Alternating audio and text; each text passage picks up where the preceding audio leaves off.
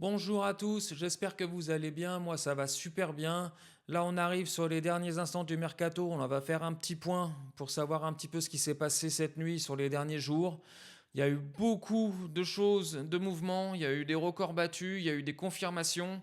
Donc, pour la plupart signées par Fabrizio Romano. On va passer en revue championnat par championnat, tous les transferts, et puis rester bien jusqu'à la fin parce qu'il y a du lourd. Donc, si on commence par le championnat anglais, évidemment, la grosse nouvelle, c'est la signature de Alexander Isak cette nuit qui part de Newcastle pour aller sur Liverpool. On parle de plus de 130 millions de livres, ce qui fait entre 140 et 145 millions d'euros.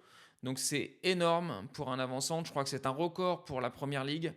Maintenant, la question qui se pose, moi, que je me pose, c'est faire Isaac et Ekitike la même année pour un même poste. Alors oui, on a toujours besoin d'avoir des bandes touches, d'avoir tout. 140 millions pour Isaac et 90 pour Ekitike, ça fait quand même très très cher pour des postes, certes importants, mais ils n'ont pas remplacé Luis Diaz sur le côté gauche, qui était quand même un élément pour moi important l'année dernière. Donc on va voir un petit peu comment ça va se faire. Très très gros recrutement cette année de Liverpool. On a appris aussi qu'Arsenal avait donc sécurisé Hincapié pour environ 50 millions. Donc une bonne recrue. On sait que les documents ont été échangés, la visite médicale est programmée. On devrait avoir des photos et tout ça dans l'après-midi, il n'y a pas de souci. On a appris que Jadon Sancho avait été prêté donc à Aston Villa, donc juste un prêt d'un an. Donc de toute façon, on sent que Jadon Sancho, il va faire que des prêts jusqu'à la fin de son contrat avec Manchester. Donc je pense que c'est une super recrue pour Aston Villa. Hâte de voir Sancho avec Unai Emery en coach. Aston Villa, depuis le début de la saison, a quand même beaucoup de mal à marquer des buts. Je crois qu'ils en sont à une trentaine de tirs pour pas grand chose. Donc, je pense que ça peut être intéressant. Ça sera à voir sur la saison. Mais c'est un joueur que j'ai toujours bien aimé. Donc, je me dis, avec un bon coach, ça peut être quelque chose de très très bien. En Serie A, donc on a appris que Joe Gomez de Liverpool a donc signé au Milan. Donc, ça sera un renfort plutôt important pour leur défense.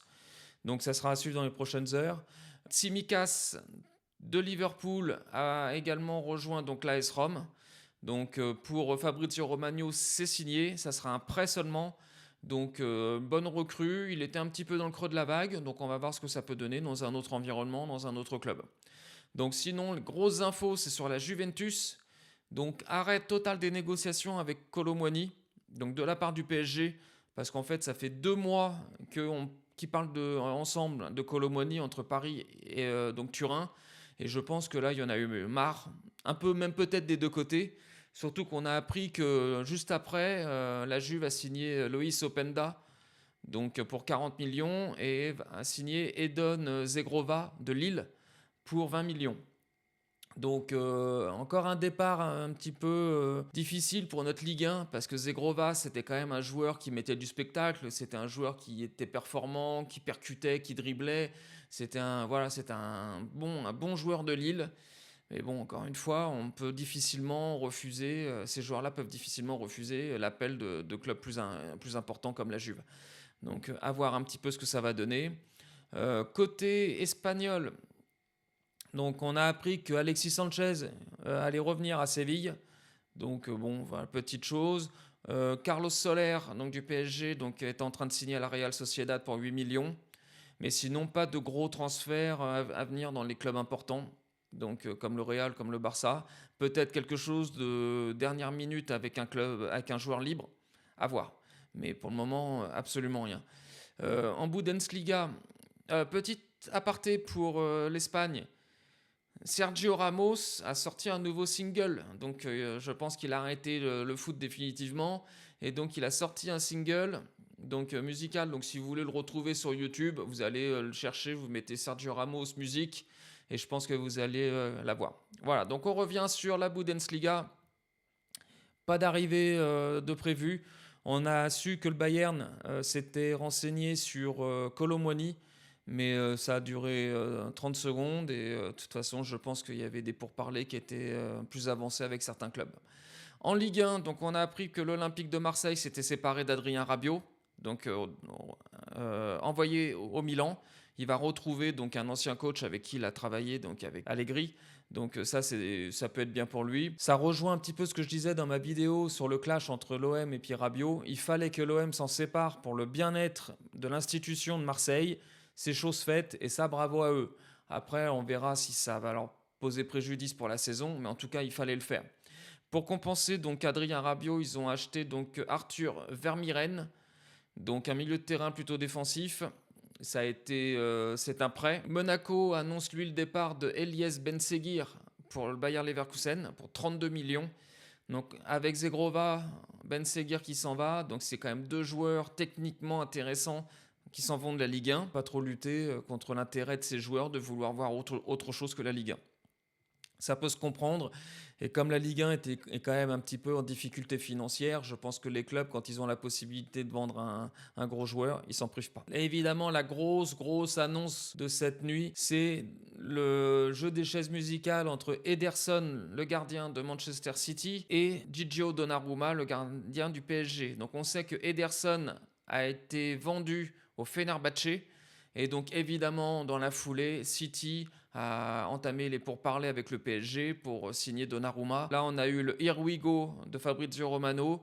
Donc Donnarumma, c'est officiel, va à City. On parle d'une indemnité de transfert de 35 millions, d'après ce qu'on a compris. On aura plus de détails, je pense, d'ici quelques heures. Un salaire prévu entre 10 et 13, donc comme il voulait à Paris et comme Paris ne voulait pas lui donner. Donc voilà, donc Donnarumma qui rebondit à City, ça peut être une très bonne chose. Il n'arrive pas dans le meilleur City du monde actuellement, ça fait 2 ans qui sont quand même un peu difficiles et le début de saison est vraiment très compliqué. Mais au moins il est dans un club ambitieux qui joue la Ligue des Champions, donc c'est très bien. Pas de clash entre Paris et Donnarumma, c'est ce que tout le monde voulait. Tout le monde se sépare correctement, il est vendu correctement, il rapporte une indemnité de transfert à Paris, on se sépare de gros salaires. Donc ça, c'est très bien. Donc vraiment, Paris sur ce mercato, bon, les recrues, ça a été très court. Il y en a eu 2, Lucas Chevalier et puis Zabarni. Voilà. Marine, il est même venu avant, il était en fin de contrat. Mais sinon, quand même, gros dégraissage du Paris Saint-Germain.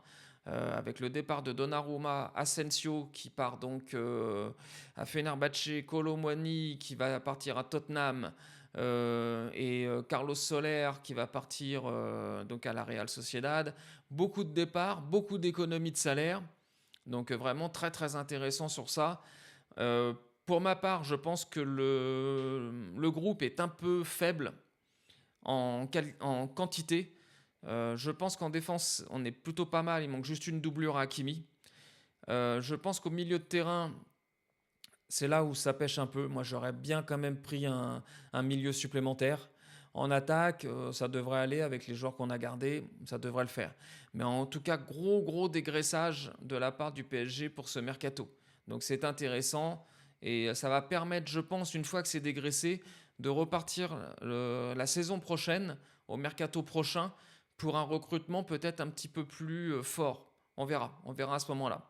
Donc voilà, on a fait le tour de l'Europe sur ces 48 heures. Beaucoup de choses sont confirmées par Fabrizio Romano. Donc je vous rappelle les principaux titres. Isaac à Liverpool pour 130 millions. Donnarumma qui rejoint City pour 30-35 millions. On a Ederson qui est parti au Fenerbahçe et Arsenal qui sécurise Hincapié. Donc n'hésitez pas à donner vos commentaires sur les transferts qui ont eu lieu. Est-ce qu'il y a des choses que vous validez, que vous validez moins? N'hésitez pas à en parler. En tout cas, moi, il y a beaucoup de surprises.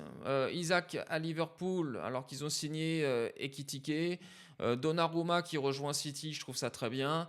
Le Fenerbahçe qui font quand même une belle équipe cette année. Donc ça sera intéressant de les voir en Ligue des Champions. Et puis voilà, donc n'hésitez pas, on en débat ensemble. Pensez à liker, à vous abonner et on se retrouve très vite pour une nouvelle vidéo. Ciao.